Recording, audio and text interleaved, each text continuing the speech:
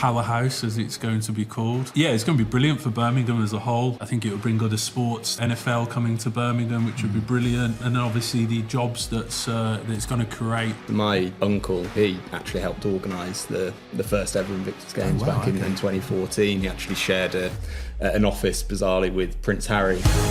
And look, we're going to be around for a long time, so we always think that good graduates now and getting them into sport, 10 years from now, they're going to become clients and they're the candidates, and we're going to have journeys ourselves with them.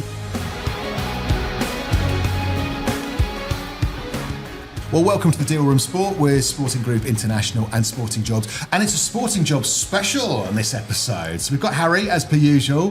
Who are these two then? So these youngsters that you've brought along? I know, yeah. So we've got Max and Alex, who have recently joined. I think you've been here for 3 months now, guys, haven't you? So just past probations and all those sorts of fun times, and a good time to introduce them to the podcast, we thought. So apart from making you cups of tea, what do you guys actually do? Max, can I start with you? What do you do? Absolutely. Brought on as a senior consultant to help Harry, I guess, grow the brand of Sporting Jobs, grow the business. We've got some financial targets to hit next year, so it'd be quite nice to be contributing consistently to those targets. So basically managing a portfolio of clients that hopefully I'll build over the next 12 months, and let's see how we go.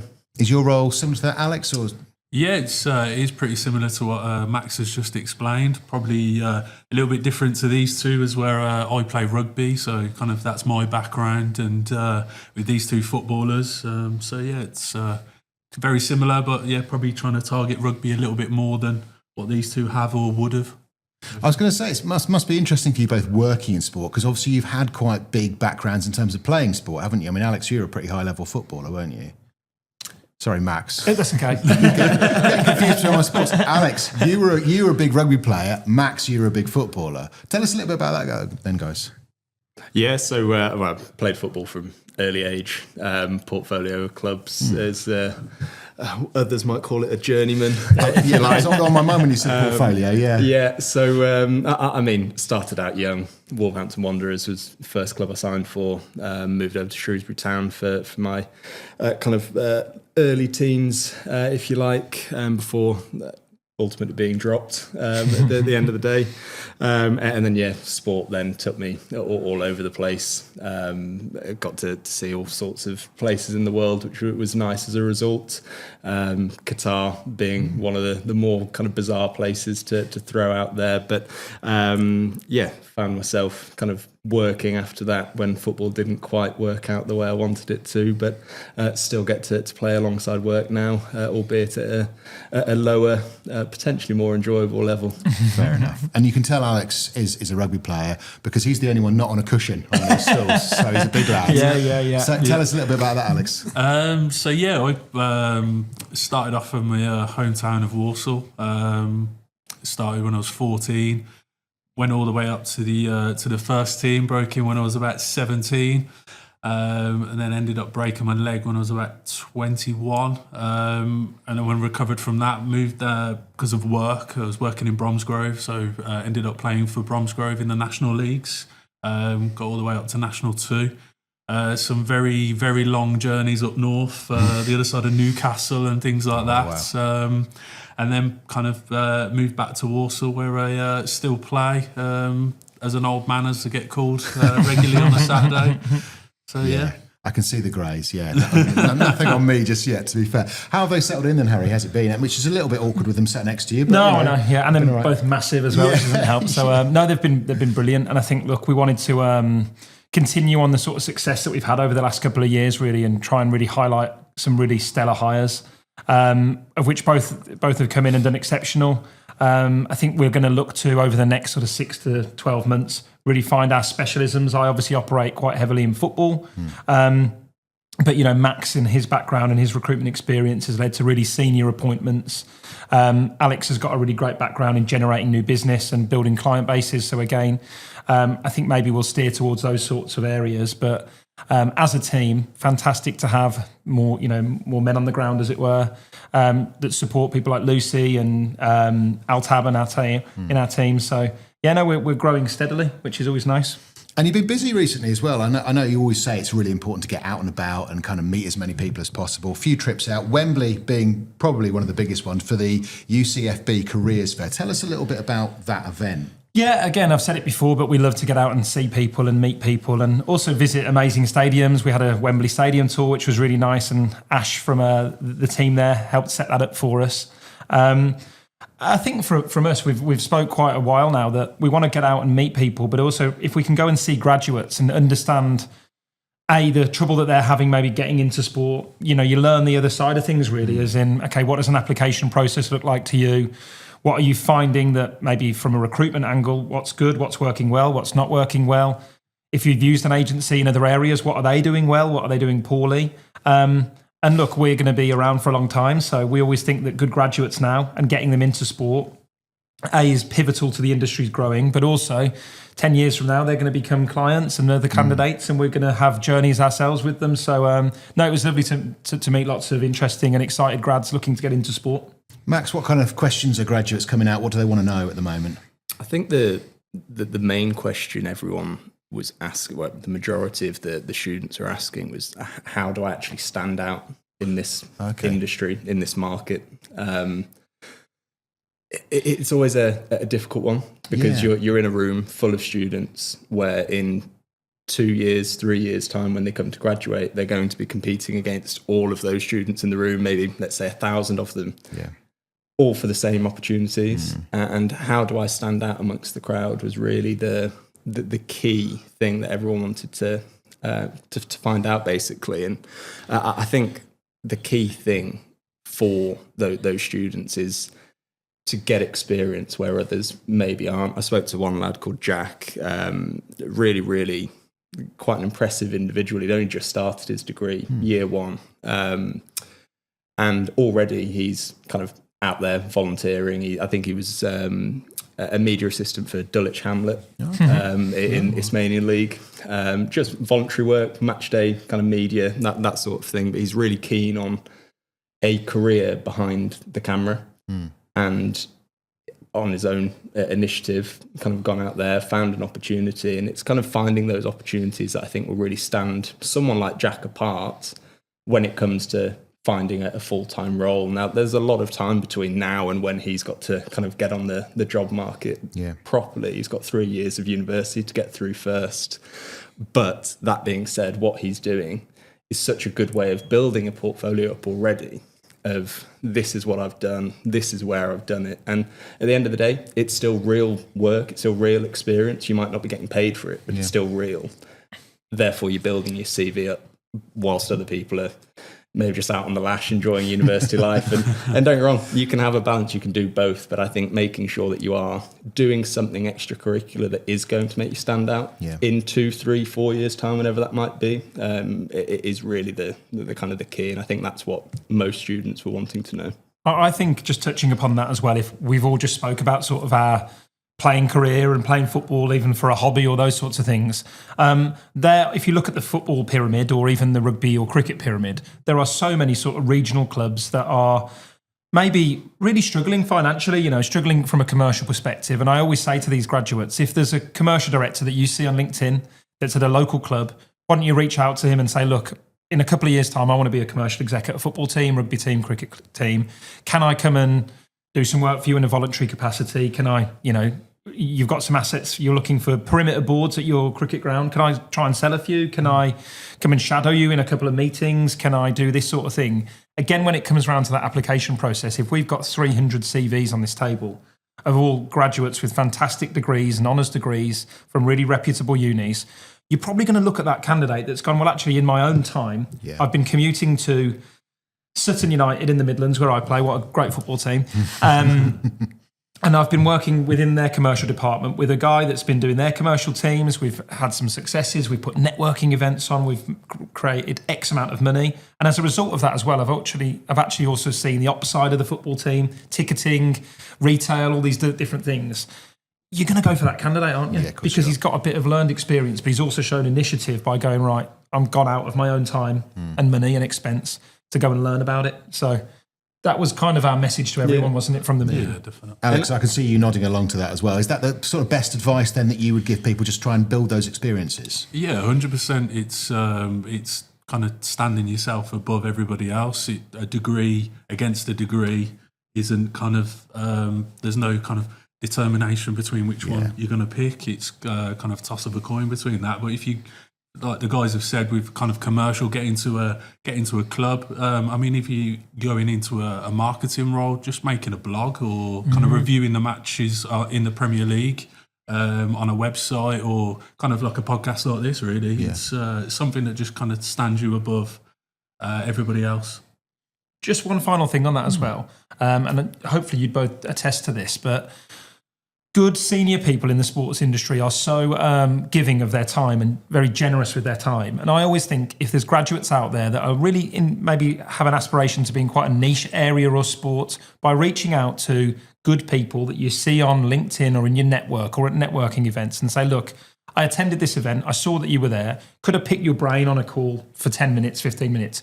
I think you both mentioned it to me in this sort of start here. Everyone's so happy to talk to you, whereas when we've worked in construction or banking or these big sectors, sometimes those conversations are really difficult to have. But actually, you know, talking to people in rugby at senior levels, we all love rugby, so we've got a passion for it and a shared interest in something. But also, everyone is very kind of willing to give people, pass a bit on, I think. Would you agree with that? Absolutely. I think having, following on from that, it's having an open mind. You might have a connection that might not be in the perfect long-term role that you see yourself going into, but if, as Harry said, you might get exposure to ticketing. You might have never seen ticketing as your kind of career pathway, but having an open mind and exploring those different opportunities within sport more generally, it opens doors. It opens doors to avenues that you perhaps didn't know were there in the first place. So yeah. Good advice, yeah, not to be too blinkered, I suppose, really, yeah. So let's move on to Deloitte Business of Sport, the networking event, Invictus Games. I mean, this sounds like an interesting one, Harry. Yeah, this was exceptional, this was. So Deloitte hosted an event called Union of Sport Midlands a couple of weeks ago now, where basically they'd invited a number of sports organisations and different organisations in the Midlands to kind of bit of a forum around what's happening in Birmingham, particularly highlighting the Invictus Games, which... to be completely honest, my knowledge of the Invictus Games was that you'd see on the TV or something like that. I was aware of, you know, Prince Harry's kind of connection with it, and, you know, ex sort of army and servicemen and women sort of completing sort of sporting events, etc. But when I heard firsthand from Vicky Gosling her experience of it, she's the chair of the Invictus Games alongside other big non-exec roles in sport. Vicky started out in the Air Force, I believe, spent like an 8-year career in that space, and then has kind of aligned and is now the chair of Invictus Games. But she told her really passionate story about what the Invictus Games does for people in the military that have obviously gone to, you know, really difficult places and extreme places, and as a result of that have returned home kind of like lacking certain areas and ambition, and how the Invictus Games has been a platform for them to then kind of go again. And, you know, some amazing stories that came out of that will stick with me for a long time, really. But also from like a commercial and sponsorship perspective, if you actually think about the power of the Invictus Games, it's very encapsulating to everybody. And I think to have it here in Birmingham as a Birmingham-based recruitment business, the opportunity is exceptional. It's going to be fantastic to have in Birmingham. And I think if we align the Commonwealth Games here a couple of years ago, there's a lot of talk around what did we do great and what can we do better this time round. But it was a great opportunity to meet lots of people in the Midlands, talk about the Invictus Games. As I say, Vicky's story was particularly interesting, and we're obviously headquartered in Birmingham, so I think we're well placed to maybe help them with any appointments or needs that they may have, and there's going to be a lot of jobs created from it. Max, am I right in thinking you've got a bit of a connection to the Games? Is this right? In a roundabout way, yeah, quite a special connection, really. So my uncle, Andrew, or Vern as he's known in the military, so he actually helped organise the first ever Invictus Games back in 2014. He actually shared an office, bizarrely, with Prince Harry for the year leading up to the Games. So quite a kind of a cool story to share there. But even outside of that link, so both of my parents were serving military personnel, that left now, but it's where they met kind of 35 odd years ago. So just having the games in the city that I've called my home for the last 7 years, it's just really special to kind of see the very best of what the military has to offer on the sporting stage. I mean, sport's so pivotal in rehabilitation, and it's amazing what kind of you can do post injury, and we're just going to see some of the most amazing individuals on display in 2027, and I just think it's really exciting to be able to showcase that here in Birmingham. Fancy Max telling me that connection after I'd been to the meeting. That would have been useful to go in with, wouldn't it? Yeah, I know. Yeah, all right, fair enough. Well, that's something huge to look forward to. And then, of course, very recently, we had the big reveal of the Birmingham City new stadium, which I think it's fair to say, Alex, caused quite a stir, and I'll leave it at that. But what else would you say about it? I mean, it's a big moment, right? Yeah, definitely. The Powerhouse, as it's going to be called. Yeah, it's going to be brilliant for Birmingham as a whole on the back of the Invictus games that we've just mentioned. I think it will bring other sports to what they've kind of they've mentioned. NFL coming to Birmingham, which would be brilliant. Obviously, it's done really well in London and Wembley and Spurs. So yeah, that's going to be brilliant. And then obviously the jobs that it's going to create for the city. I believe it's kind of 7,500 post completion of it as well. So, but then also I think for the other football clubs in the region. So obviously Villa, Cov, Wolves, West Brom, that kind of thing. It's going to probably elevate them to go to the next level and try and keep above the Blues as much as possible. So yeah, really exciting times. Even as a Villa fan, I have to say that. But yeah, it is exciting for the city, definitely. Thoughts on the design? I mean, it's striking to say the least, isn't it? Yeah, it's interesting. I mean, it would be a good view on a sunny day from there, from one of the pillars. I believe there's a bar at the top of it, Yes, so that'll be nice. But yeah, interesting to say the least. I must say, through gritted teeth as a Villa fan, the production of the stadium reveal and the way it was all produced and put out through their channels and social channels was exceptional. Obviously, the videography around the use of the Peaky Blinders, and obviously Jude Bellingham featured in it. I thought that was really good, wasn't it? We sat here and watched it in the office because some of the SGI guys were actually at the event. Just thinking it was really quite a big spectacle, and I think the numbers it did around socials, and look, I've seen all of the group chats that I'm in, people arguing whether it looks great or looks a bit much. It's all to be decided, I suppose. But no, it's going to be great for our city. Yeah, Max, good time to be working around Birmingham, and there's a lot going on, isn't there? Yeah, absolutely. I mean, Alex touched on it with kind of uplifting the clubs around the Midlands as well, but I think it uplifts businesses more generally. I think if you've got so much investment going on in such a kind of a visible setting as well, obviously 40 miles or something, I think you can see the stadium from. I just think you, as a business in Birmingham, you have to innovate now. You've got no excuse. I mean, the things that the stadium will bring to the city, whether it's NFL, whether it's concerts, whether you can't be seen to fall behind. And I mean, whether it's the stadium, whether it's the Invictus games, whether it's the Commonwealth legacy, I think improvement is naturally a byproduct of all of these projects. And I think you only need to walk into the ball ring, for example, and see the development over the last 2 years. The glow up it's had has, in my opinion, gone unnoticed. I don't think people are talking about it particularly. I think it's a really nice place to go and do your shopping now, whereas it hasn't always been. And I think these are just natural byproducts of these kind of new investments in the city. And I think it's really exciting to be headquartered in the second city, and I think it's called the second city for a reason. And I think these kind of projects are emphasising that. I think when Adrian set Sporting Jobs up, he really highlighted, and I'm sure we've touched on this before on the podcast, that we wanted to sort of champion where we're from in the Midlands, but also the north of the country. You know, even if you look at football, rugby, cricket, a lot of the biggest teams and professional teams all sit north of Birmingham. So we always wanted to champion that. A lot of our competitors who are fantastic at what they do too are based in London and naturally have that same sort of footprint as we do in the Midlands down south. So for this to be happening in Birmingham and for having maybe more reason for people to come and see games and live sport here, and, you know, with the talk of HS2 being much more easier to communicate here, it's going to be fantastic for Birmingham and again for Manchester and other big sort of teams up in the north as well. So, no, very good for us and aligned with our sort of goals and plans moving forward as well. Let's talk about some of the current projects that you've got on. I know if Ian were here, he'd give us some political, non-committal answer, but I'm hoping you can give me something concrete. So what is going on? I mean, the Edgbaston chair of the board, I noticed that on LinkedIn. That's a big thing to be doing. Again, just talking about Birmingham and the things that are going on, Edgbaston are right now developing part of their stadium with a new hotel. Warwickshire Cricket at the moment, they've got the new 100 franchise. There's big sort of strides being made in their women's team as well. So to be looking at one of arguably the most prestigious jobs you can have in sport, the chair of Warwickshire Cricket, has been a fantastic campaign for us. And again, we're thankful to Edgbaston for using us on this one.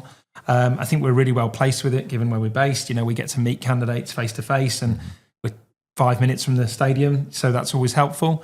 And it's been a hugely exciting project. I think we've all been across it. And I mean, a chair role is quite unique. You know, it sort of sits a bit differently to a chief exec or something like that because it's, it's not a full-time role. This is somebody that's going to be imparting their wisdom a couple of days a month or something like that. But he's a really big figurehead for Warwickshire Cricket. As a result of that, we've spoke to some of the West Midlands glitterati, some really big names and some really big people in business and sport. And we're looking forward to sort of seeing where that one goes into the new year. Excellent. Well, we'll look forward to an update on that at some stage. Alex, TickServe. Am I saying this even right in the first place? You are, yes. Good. Well, that's a start, isn't it, really? Tell us a little bit about this. What's it all about? So they're a ticketing hosting app. It was created by a father and son who went to a Rolling Stones gig, actually. Queued for probably over an hour, I think they were telling us. Got to the front of the queue, and it ended up with the tickets that they purchased were fakes, so they couldn't get into the concert. They obviously didn't want that to happen again, so they created TickServe. So it is an element of the app is for security, but also data capture. So, for instance, if you go to kind of Twickenham or the Principality, you have to download their app to get in, and it's all hosted on that. So yeah, it's really good company, really good what they're trying to achieve. They've kind of done it in rugby, and they're looking to achieve kind of great things in football now, and we're supporting on that. And it's been a really good process, and they're bought into what we say to them, and really kind of bought into the process that we're trying to achieve with them. I think the one thing that we sometimes find a little difficult when we're working with clients, new clients, is if we go out and speak to hundreds of people about them, and people are going, "Oh, actually, I'm aware of them, and I'm not so sure." The feedback that we've had from TickServe as an app and a management team has been fantastic. Lots of people are saying, "We know it, we're aware of it, they're really good." We see what they're doing in rugby. And I think they've, in terms of like a business plan and a strategy moving forward, they've got a really clever idea as to where they're going and how they're looking to do that. So I think it's been a really enjoyable project that I'm looking forward to announce an appointment there soon. I guess with a company like that that's clearly growing, you're an ideal partner, really, aren't you? Because you're going to support that growth and get the right people in that business. Precisely, yeah. I think again, we've had a number of meetings with them, met Patrick and James, who are the two co-founders, a number of times to discuss how they wanted to operate on this. And again, it's from our side of things, we're always led by the client. They wanted to do a really full, thorough search, which is the way I would always picture everyone should do recruitment in that scenario, where they can get a really good understanding of the market, who's out there, what are their competitors doing, what are people saying about TickServe, what's their route to market, what do really senior people that have kind of trod that path think of that plan. I think not only are we going to deliver a really good candidate for them, they're also going to kind of have had a bit of an audit on their business as to actually, that's of sound mind. What we're doing is correct.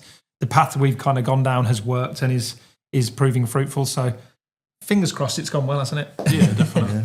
Max, would you say that's kind of one of the main benefits then, that kind of case study of why have you as a retained partner on recruitment? Yeah, absolutely. I think there's a couple of more than a couple of benefits to a retained search, but number one, it really allows us to act as a partner to the business.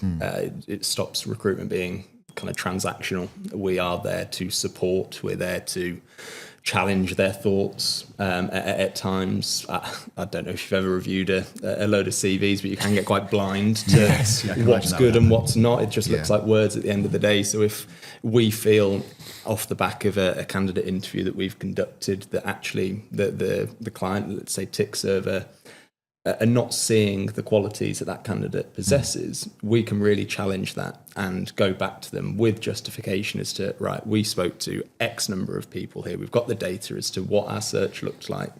Because we've done such a thorough job, you can go back to them with those stats and say, look, this is why I think this candidate's good for this role. This is why I think you should invest just 30 minutes in having an intro. And it doesn't always work out. They might kind of stick to their guns, but they also appreciate, because we have done such a thorough job for them, they appreciate our thoughts. They take that on board, and 9 times out of 10, it just makes for a smoother process. And that's just from the client side. I think secondly, from a candidate journey perspective, the experience is so much cleaner. I think that everyone in recruitment at some point has worked a role where they're up against maybe 3 or 4 other agencies, and it's painful. You're talking to candidates, you think you found the best one, and you get told, already spoken to XYZ. And it's so demoralizing. Whereas for candidates now, it's a case of let's take TickServe again. We can corner the market. We can be as thorough as we need to be, and we can make sure there is kind of no stone left unturned, so to speak, without the risk of worrying about are they going to be off the market? Are they going to have been approached by someone else for that role? So I think it makes for that kind of smoother process for the candidates for sure. And I think the overall experience, both client and candidate side, is heightened massively. Great stuff.